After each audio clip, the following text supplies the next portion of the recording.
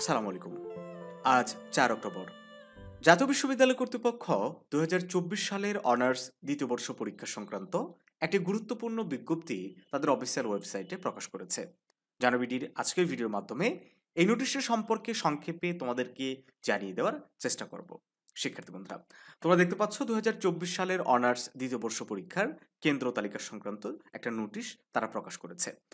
এই নোটিশটি সম্পর্কে আমরা যদি বিস্তারিত দেখার চেষ্টা করি তাহলে তোমরা দেখতে পাচ্ছ যে খুলনা বিভাগের কোন কোন কলেজের কোন কেন্দ্রে পরীক্ষা হবে সেটা শুরুতেই তারা দিয়েছে।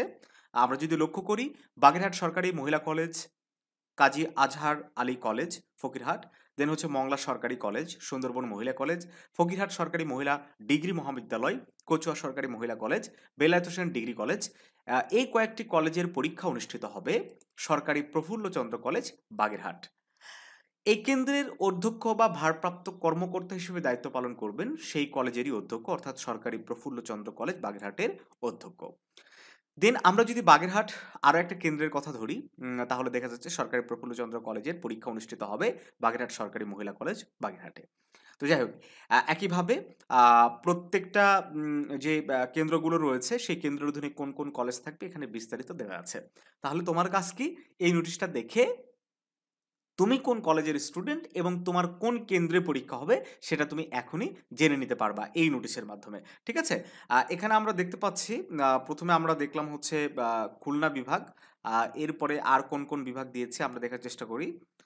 আহ, আচ্ছা, যশোর আমরা দেখতে পাচ্ছি।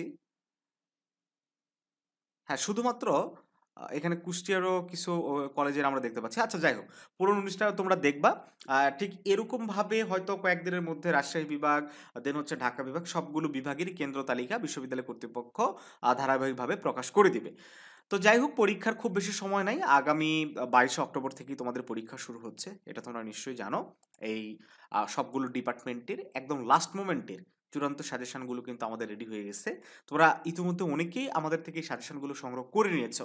যারা এখনো পর্যন্ত করোনি তারা অবশ্যই স্ক্রিনে দেওয়া অথবা ভিডিও ডেসক্রিপশন বক্সে দেওয়া হোয়াটসঅ্যাপ, ইমো, ফেসবুক এর লিঙ্ক থেকে আমাদের সাথে যোগাযোগ করে এই সাজেশনগুলোর পিডিএফ ফাইল সংগ্রহ করে নিতে পারো। জাস্ট এইটুকু তোমাদেরকে বলতে পারি, আমাদের সাজেশন যদি কমপ্লিটলি ফলো করতে পারো, আশা করি যে 70-80% কোশ্চেন অবশ্যই আমাদের সাজেশনের মধ্য থেকে কমন থাকবে ইনশাল্লাহ। তো ভালো থাকো সবাই, দেখা হচ্ছে নতুন কোনো ভিডিওতে।